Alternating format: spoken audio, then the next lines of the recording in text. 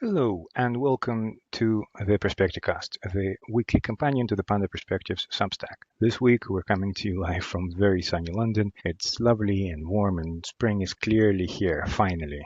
Now that it's almost summer. But we have a very good reason for being delayed compared to our normal Monday recording time, as we wanted to dig in a little bit deeper into the results of the Politburo meeting that has happened on Monday. We're quite happy we did that.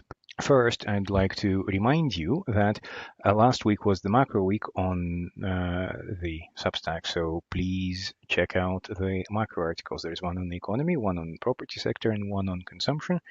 Far be it from me to pat myself on the back, but those were really, really quite good, and they're all freely available, so do check them out. And going forward, we will be referencing them quite heavily. So on the Substack this week, we will dive into the property market. I'm not sure quite about the order yet, but on the property side, we'd like to cover property companies, property management companies, but also steel on account of all the construction activity, and potentially copper and aluminium as well. So there's going to be, to the property pieces, there will be obviously two. So one is going to focus on materials and one's going to focus on the companies themselves. Either way, that's the next 2 weeks covered. We'll also be covering Hong Kong developers and mainland developers, as well as the Hong Kong conglomerates. So that's the next 2 weeks. And then after that, we will try and shift into more of a consumption mode. We'll also try and sneak in an oil outlook, presumably some together with the materials. So, be on the lookout for that. We have a very interesting idea in the oil and gas space that we're very sort of excited for. With all of that out of the way, let's dive into the Politburo stuff. I think it was very important to note that everyone agrees that the meeting went quite well, and that overall the tone was very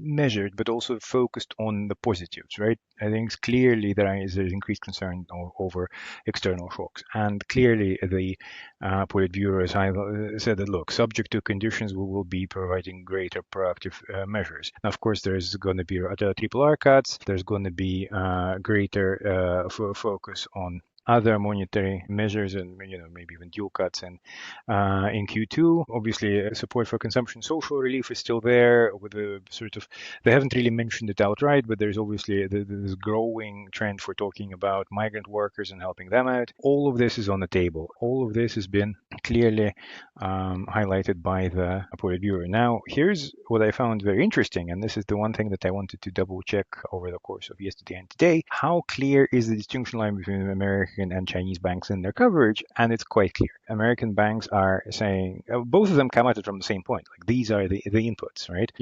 Direct trade with America is about 2.6% of GDP, and American banks proceed to use that as the damage, as it were, the amount of GDP by which GDP will fall, and thus the and thus how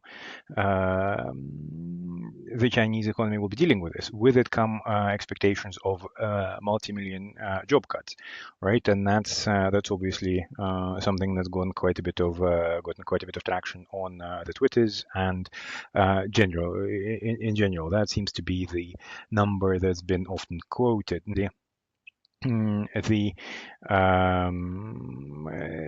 is quite a lot of confusion there because there is no hard and fast way to measure the impact, right? I mean, because of course the Chinese banks are then always saying that the focus of the government is all on enabling the companies to go broader afield, to go into the emerging markets, to go into Europe and develop subsidiaries there and things like that. So overall, we don't fully understand what the impact on employment would be in the mainland, to which all of it I say it's fun and games and exciting, but that's not the main point. The main point is the consumption growth domestically. It's a drum I've been banging for a very long time, and it's going to burst. So let's not let it burst, and let's actually deliver some spending. There is about 8.5 trillion RMB in various quotas left of direct fiscal spending, and it is a high time that the central government put them to good use. And everybody agrees, for American and Chinese banks all agree, that this is exactly the sort of thing that gets deployed first, and very much expecting first practical implications of that this coming. Now, there's also potentially a greater increase of likelihood of infrastructure spending, but it's not infrastructure like highways and high-speed rail, which of course is sort of continued development. But I think more interestingly, there is clearly a push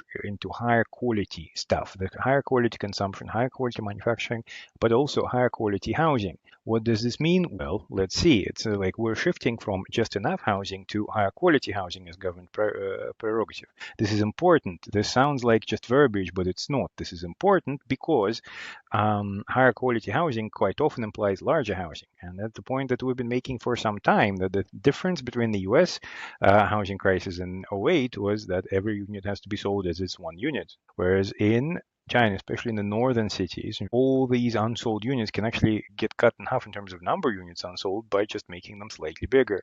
Let's be honest, Chinese apartments aren't super spacious, right? Government buying them out, making them larger and offering them to younger families with kids and things like that. That's a very valid way of stimulating consumption domestically, right? I mean, helping out people get on the property ladder and start families is a very important sort of a policy goal for the government now. So obviously, local government special bonds will be accelerated to fund a lot of these things. There's almost 3.5 trillion of that, right? And that's a part of the 8.5 trillion I mentioned earlier.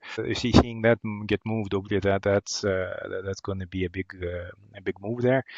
All of this, because it's part and parcel of what the Politburo are talking about, this is on the forefront of what's going to happen next. Now, timing, as usual, isn't certain, and we're a bit concerned about that, but we are firmly convinced that all of it is coming eventually. Because again, we're not talking about welfareism here. We're talking about very direct solutions to existing problems on the macro level that the central government is more than happy to push through and use local government and their finances to help along the way. Obviously, the undertone to all of this is commitment to employment, right? With the AI and automation, there's obviously a degree of unemployment for menial workers, but that's fine, right? Menial work has never been the goal. The higher end jobs that are obviously a lot more valuable, that's the tone they're striking. So in order to get up there, you still need to help companies grow and to help companies develop and grow high-end talent, which is exactly what they're going to be focusing on. All in all, it's quite interesting what they've been talking about. We'll put a short summary of bullet points under this video, so do check it out. I am a firm believer in them being able to do so.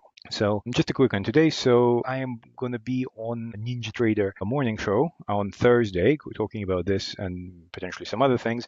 So if you're on that, to catch me. Otherwise, a property article is going to come on Wednesday and another one on Thursday. Hope you find them well, and do subscribe and become a customer of the Substack if you are interested in this sort of thing. Otherwise, have a lovely day and a great week ahead.